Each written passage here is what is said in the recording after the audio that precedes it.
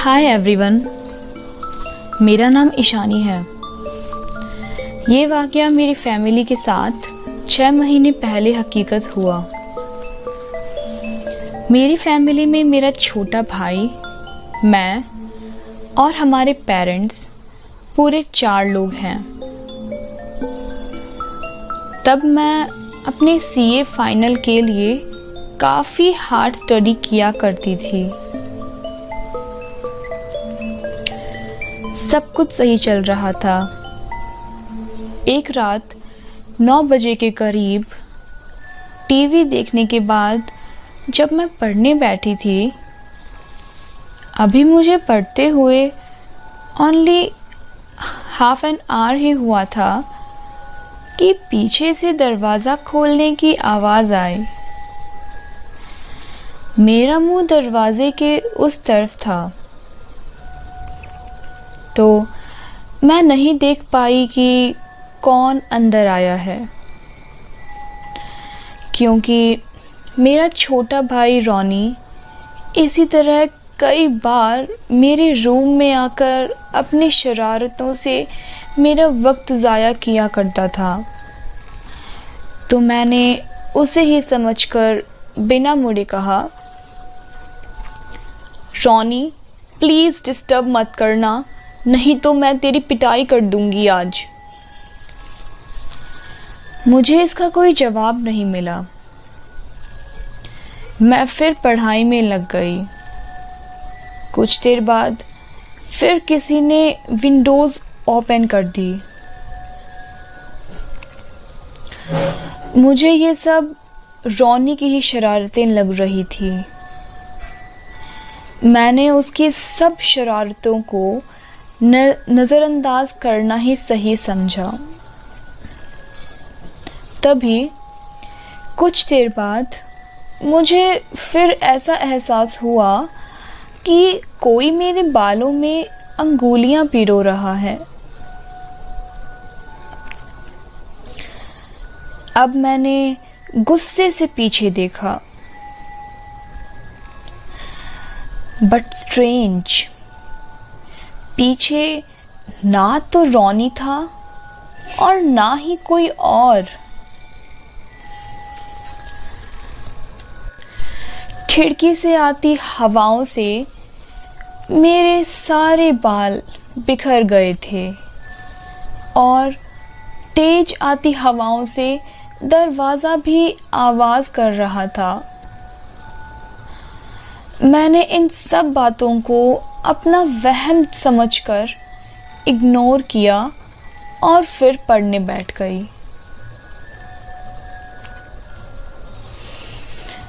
अगली सुबह करीब 7 बजे बगल वाले रूम से आती तेज आवाज़ों से मेरी नींद टूटी। देखा तो पहली बार घर में मॉम और डैड के बीच लड़ाई हो रही थी। मुझे नहीं पता वो वहां कैसे आया। हाँ, तुम्हें कैसे पता होगा? तुम तो इस घर में मौजूद ही नहीं रहती हो ना।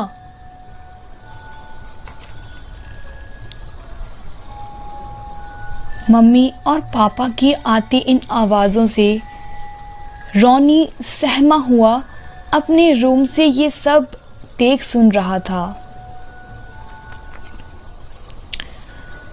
पता नहीं उनकी लड़ाई किस बात पर हो रही है। चलो छोड़ो। मैंने रॉनी को संभाला और रूम लॉक कर दिया। अगर ये एक दिन की ही बात होती तो हमने किसी तरह उसे नज़रअंदाज भी कर दिया था। पर हैरत तो तब हुई जब ये रोज़मर्रा का किस्सा हो गया। शांत सुहावने से हमारे स्वीट होम में मॉम डैड की रोज़ किसी ना किसी बात पर कहा सुनी होने लगी थी। मुझे तो माँ ने इन सब में ज़रा भी इंटरफेयर ना करके अपनी पढ़ाई पर फोकस करने की सख्त हिदायत दी थी और रोनी को भी इन सब से दूर रखने को कहा था।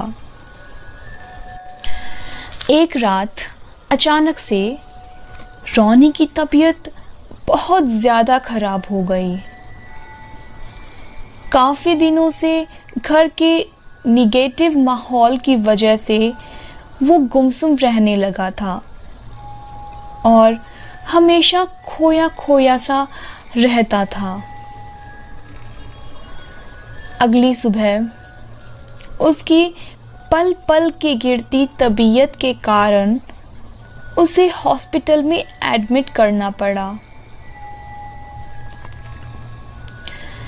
मेरे सीए के एग्ज़ाम नज़दीक थे।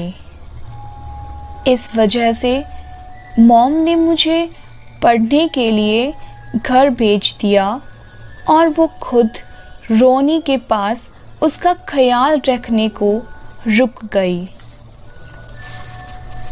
उस रात टेंशन के मारे मुझसे पढ़ाई नहीं हो पा रही थी। आखिर कुछ तो गलत हो रहा था मेरी फैमिली के साथ, क्योंकि एकदम से इतने सारे नेगेटिव ड्रास्टिक चेंजेस किसी भी नॉर्मल घर में नहीं होते। मुझे भी रातों में बेमतलब के अजीबोगरीब सपने आया करते थे और उस रात वाले इंसिडेंट के बाद से मैं ढंग से ना तो सो पा रही थी और ना ही पढ़ पा रही थी। तभी बेड पर लेटे लेटे मैं यही सोच रही थी कि मेरी नज़रें सीलिंग पर जाला बुनती एक बड़ी सी मकड़ी पर गई। काफ़ी दिनों से घर पर सफाई नहीं हुई थी और इन सब टेंशन्स के चलते हम सभी किसी न किसी तरह से बीमार रहने लगे थे।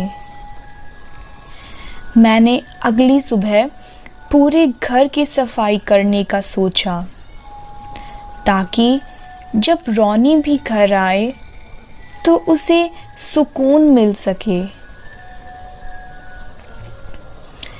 पूरे घर की सफाई करने के बाद मैंने छत की सफाई करने का सोचा। छत पर काफ़ी धूल जमा हो गई थी।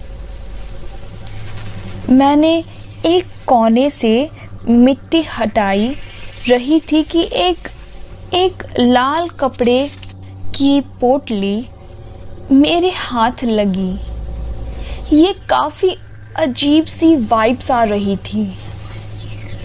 मैंने उसकी डस्ट झाड़कर उसे खोलकर देखा। यक! उसमें से काफ़ी वियर्ड और बुरी स्मेल आ रही थी।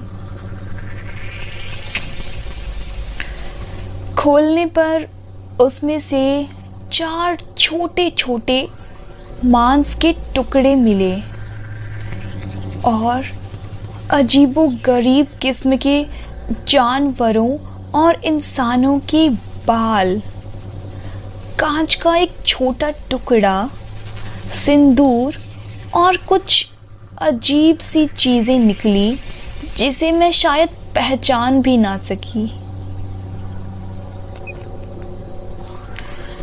मुझे कुछ ज़्यादा समझ नहीं आ रहा था, पर इतना ज़रूर पता था कि इसका हमारे घर में हो रही बातों से कुछ ना कुछ कनेक्शन तो ज़रूर होगा।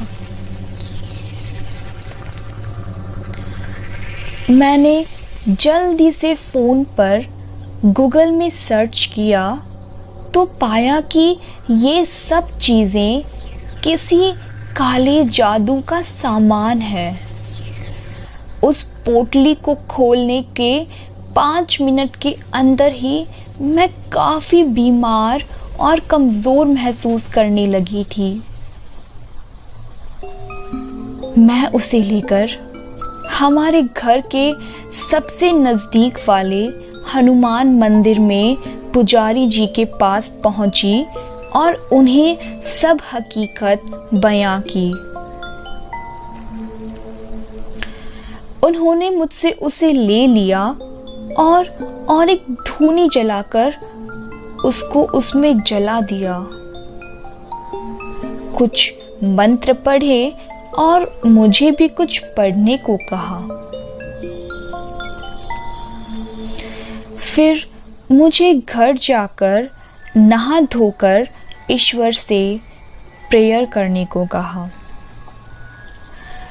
घर पर सभी को प्रसाद देने को कहा जो उन्होंने मुझे दिया था। कुछ दिनों बाद घर में फिर से सब कुछ सही हो गया। रॉनी फिर से हेल्दी और खुश रहने लगा था और फिर कभी हमारे घर में कोई लड़ाई नहीं हुई। इस घटना से पहले मैं काले जादू और इन सब चीज़ों का मजाक उड़ाया करती थी और इन्हें नैरो माइंडेड सुपरस्टिशंस कहा करती थी। पर अब जब उस वक्त को याद करती हूँ तो हैरत होती है ये सोचकर कि क्या सच में आसमान में रात में उड़ती किसी चुड़ैल ने ही उस पोटली को हमारे घर पर फेंका था।